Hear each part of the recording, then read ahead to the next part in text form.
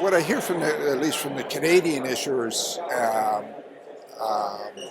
is that they expect that the profile of maturities of their existing senior debt, that those maturities will roll off in a way that allows them to meet their TLAC requirements simply by replacing their senior debt as it matures.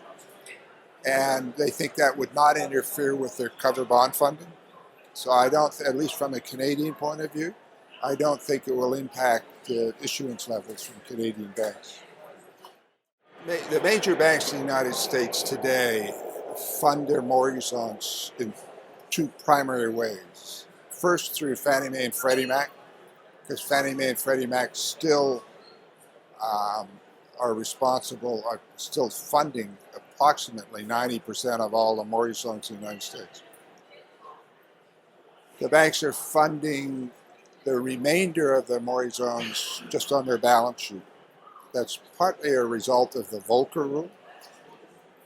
The Volcker rule has limited rather sharply what banks can invest in, and that leaves residential mortgage loans as a fairly attractive investment for banks.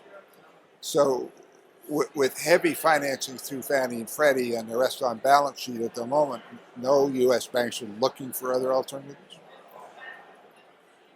If the role of Fannie and Freddie in the market is addressed and they become they fund a smaller percentage of mortgage loans in the market, then the banks will look for other alternative funding sources. The RMBS market in the United States has never recovered from the crisis, and partly for the same reasons. So if Fannie and Freddie funding is diminished, I would expect to see that the RMBS market will grow, and I would expect people to look at covered bonds. Well, so in Canada, we've had 7 Canadian covered bond issuers for the longest time. Recently, we have an 8th covered bond issuer from HSBC Canada. So even with the existing 4% covered bond limit, the covered bond program in Canada is still growing and continues to grow. In terms of the situation for the smaller lenders, which are the next tier of lenders, they do face a existing covered bond limit that's 4%, and that and with their small balance sheet, that makes it challenging for them to set up a sizable, viable covered bond program. But having said that, the smaller banks are monitoring closely the development and the conversation around the covered bond limit in Canada. And should the covered bond limit increase or change materially in a way that makes business economic sense for them to issue covered bonds, we may see more covered bond issuance from the smaller banks in Canada.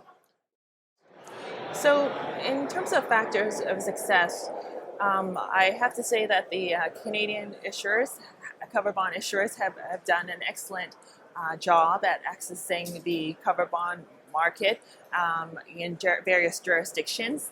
The Canadian covered bond issuers have issued across 6 different currencies, and they continue to diversify their funding geographically. Secondly, a dedicated covered bond legislation has played a role since the establishment of that legislation back in 2012. We've seen a spike in covered bond issuances from the Canadian banks. And finally, we also have very strong prudential regulation from the covered bond issuers banking regulators like OSFI and AMF. And those strong prudential regulation also plays a role.